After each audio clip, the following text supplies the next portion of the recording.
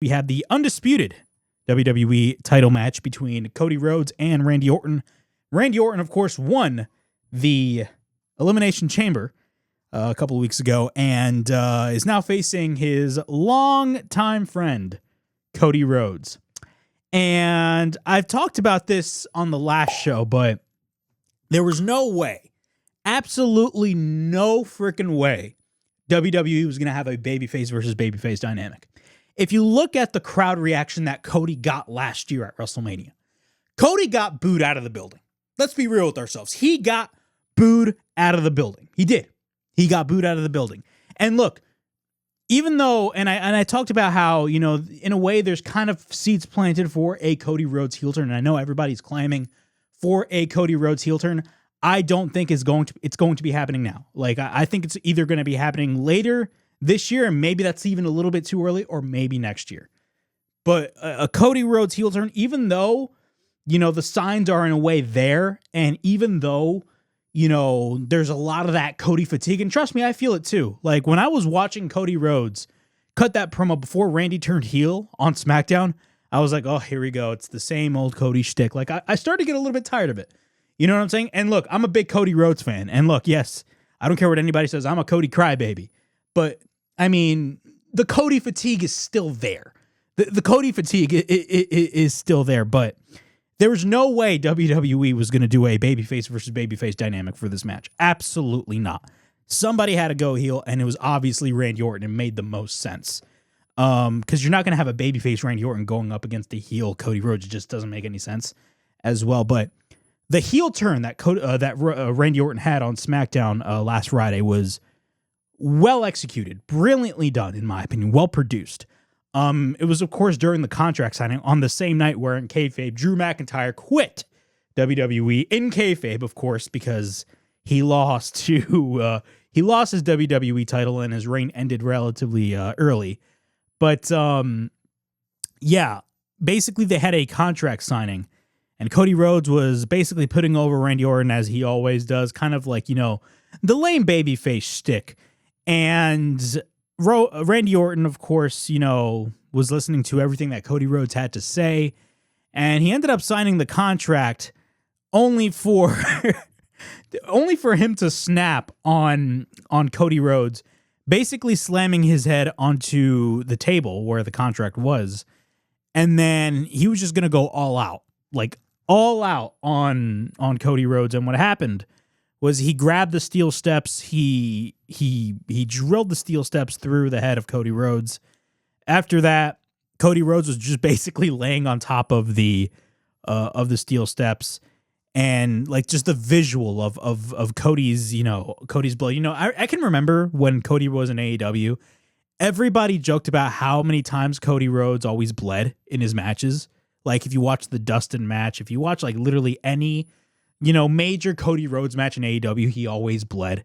And it was pretty hilarious. And everybody joked about that. And the same goes for here. Like, Cody Rhodes tends to exaggerate things sometimes. And look, I don't mean that in a bad way. It's just, I'm saying it in a jokingly manner. He tends to, like, you know, go a little too much when it comes to the blood. Now, granted, this is WWE. This is an AEW. He's not Jon Moxley by any stretch of the means, but still, like, everybody, when he was in AEW, everybody made fun of the fact that Cody Rhodes always bled in his matches. But the visual was there, and it made total sense from a creative standpoint for Cody Rhodes to get color in this match, or in this segment, I should say, in this promo segment. But Cody Rhodes was laying on the top of the steel steps. Oh, not on top of the steel steps, but like his head was laying on the steel steps. And then Randy Orton, of course, like all the producers and everybody, security was coming in. You had Jelly Roll, who, by the way, was a guest appearance on SmackDown. And everybody was complaining about Jelly Roll. I'm like, why are you guys complaining about Jelly Roll? You know, like the same people that are complaining about Jelly Roll are the same people that don't complain about Big Boom AJ and the Costco guys on AEW. Like, it makes no freaking sense. Like, celebrities in wrestling is a good thing. Like, I don't understand. And not only that, Jelly Roll actually likes wrestling. Like, I'd rather have a celebrity that likes wrestling than having a celebrity having a guest appearance on a show that doesn't like wrestling. So I don't know why people are complaining about Jelly Roll. It just makes no sense whatsoever. But Cody is laid out, all bloodied up. Then Randy Orton, Jelly Roll comes in, comes to the aid of Cody Rhodes, And what happens is he goes to Randy Orton, and Randy Orton just pushes Jelly Roll. He pushes Jelly Roll. So, like, like, stuff is getting real. And then Randy Orton, it looks like he's about to leave, but then he comes back and he grabs a chair and he hits it. Now, granted, like, he didn't go like Edge Concerto or anything. I mean, there's a secret as to how the Concerto works, but like, he basically hit the chair, bashed the chair on the head in kayfabe of Cody Rhodes. I guarantee you he didn't hit Cody Rhodes' head. He most likely hit the edge of the steel steps, which is obviously how you're supposed to do it. But the visual was definitely there, and basically hit Cody Rhodes in the head with the chair to close out the show. And then he grabbed the chair, sat in the middle of the ring with the WWE title, ending SmackDown last Friday night. Overall, this was a fantastic segment. A really, really, really good segment to close out the show. By the way, SmackDown sucks as a show. I only watch the main things that happen on the show because there's just really no point in watching SmackDown or even Raw as a whole. People tend to call me biased towards AEW, and but people don't realize, like, I criticize AEW all the freaking time. 9 times out of 10, I will criticize them on a lot of things because they still make a lot of mistakes, even though they're on a better track this year.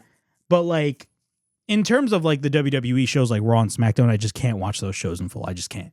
It's such a difficult watch. I only watch the main, like, segments and the main, segments that, like, take place on the show, the important stuff. And I thought what they did here on Friday was fantastic. I really did. I think Randy, has kind of a new edge to him. I know everybody's loving babyface Randy Orton. Every time when he comes out, everybody's singing his theme. Nostalgia. I mean, nostalgia rules the world nowadays. But this is definitely the perfect way to really kick off a Randy Orton versus Cody Rhodes match at WrestleMania. Like, the best way to kick off that feud leading in towards WrestleMania. Because at the end of the day, this year's WrestleMania really had no big storyline going into it. WWE really had a scramble to see what they wanted to do for a lot of these big quote-unquote matches that we're going to be getting at WrestleMania. And this heel turn was definitely the right way to go. Like, it was definitely the right way to go.